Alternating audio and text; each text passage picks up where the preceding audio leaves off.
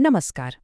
आज हम नेपाल की नई सरकार पर एक नज़र डालेंगे और ख़ास तौर पर उनके एक बहुत अहम फैसले का विश्लेषण करेंगे जो उनके भ्रष्टाचार विरोधी एजेंडे को बिल्कुल साफ तौर पर दिखाता है। तो आज की हमारी इस चर्चा में हम इन 5 खास बिंदुओं को कवर करेंगे। हम एक बड़ी कार्रवाई से शुरू करेंगे और फिर आखिर में समझेंगे कि इसका रणनीतिक महत्व क्या है। चलिए तो सीधे पहले सेक्शन पर आते हैं, नई सरकार की त्वरित कार्रवाई। ये एक ऐसा निर्णायक कदम था जिसने आते ही आप कह सकते हैं पूरे माहौल को एक दिशा दे दी। देखते हैं कि ये सब कैसे शुरू हुआ। 15, जी हाँ, सिर्फ 15 दिन। नेपाल की नई सरकार को सत्ता संभाले बस इतना ही वक्त हुआ था और इतने कम समय में ही उन्होंने एक बहुत बड़ा और कड़ा फैसला ले लिया। और वो फैसला ये था कि सरकार बनने के सिर्फ 15 दिनों के अंदर एक कैबिनेट मंत्री को उनके पद से बर्खास्त कर दिया गया। सोचिए, अपने ही कैबिनेट के एक मंत्री के खिलाफ इतनी जल्दी और इतनी सख्त कार्रवाई। ये सरकार के इरादों का एक बहुत ही साफ और कह सकते हैं शक्तिशाली संकेत था। तो अब आते हैं दूसरे सेक्शन पर, श्रम मंत्री का मामला। तो आखिर ये मामला था क्या?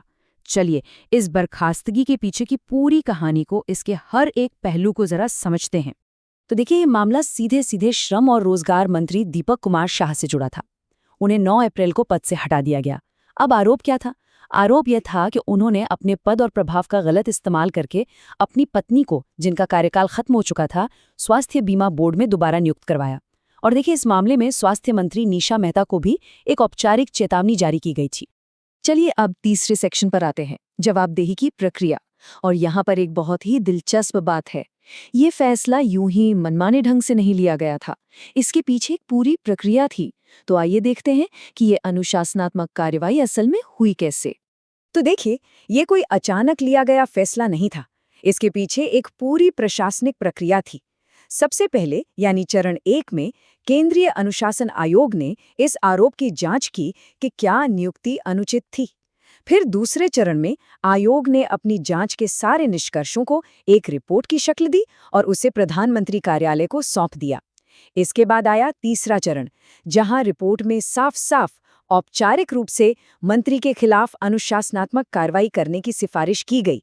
और आखिर में चौथे चरण में प्रधानमंत्री ने उस सिफारिश पर कार्रवाई की और मंत्री को अपने मंत्रिमंडल से बर्खास्त कर दिया।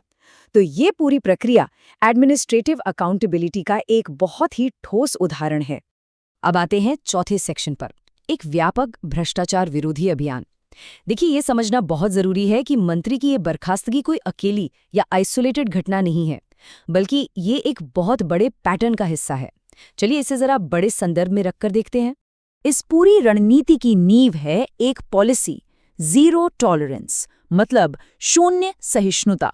भ्रष्टाचार की किसी भी प्रथा को किसी भी स्तर पर स्वीकार न करने की नीति। और इस नीति को कौन आगे बढ़ा रहा है? 35 साल के युवा प्रधानमंत्री बलेंद्र शाह, जो खुद भ्रष्टाचार विरोधी मंच पर ही चुनाव जीतकर सत्ता में आए हैं। और इस जीरो टॉलरेंस नीति का असर सिर्फ छोटे मोटे मामलों तक सीमित नहीं है, बल्कि ये बड़े और शक्तिशाली नेताओं तक भी पहुंच रहा है। मिसाल के तौर पर पूर्व प्रधानमंत्री केपी शर्मा ओली को गिरफ्तार किया गया। हालांकि बाद में उन्हें 9 अप्रैल को जमानत मिल गई। वहीं 5 बार के पूर्व प्रधानमंत्री रह चुके शेर बहादुर देउबा भी भ्रष्टाचार के एक दूसरे मामले में गिरफ्तारी वारंट का सामना कर रहे हैं। तो ये कार्रवाई दिखाती है कि अभियान कितना व्यापक है। तो चलिए अब आते हैं हमारे आखिरी और 5वें सेक्शन पर। नेपाल के लिए इन सब चीजों के संकेत क्या हैं? इन सारी कार्रवाइयों का रणनीतिक सार क्या है? तो इसका निचोड़ या सार यही है कि जो नई सरकार एक भ्रष्टाचार विरोधी आंदोलन से सत्ता में आई है, वो अब भ्रष्टाचार के लिए शून्य सहिष्णुता की नीति पर ही काम कर रही है। मतलब वो अपने सबसे बड़े चुनावी वादे पर सीधे तौर पर अमल कर रहे हैं। उनका वो आंदोलन अब एक सरकारी नीति बन चुका है। और यहीं पर एक बहुत बड़ा और अहम सवाल खड़ा होता है। सवाल ये कि जवाबदेही का ये जो नया दौर शुरू हुआ है, ये नेपाल के भविष्य के लिए आखिर क्या मायने रखता है? इसका देश के राजनीतिक और आर्थिक भविष्य पर क्या असर पड़ेगा? ये एक ऐसा सवाल है जिस पर सोचना जरूरी है।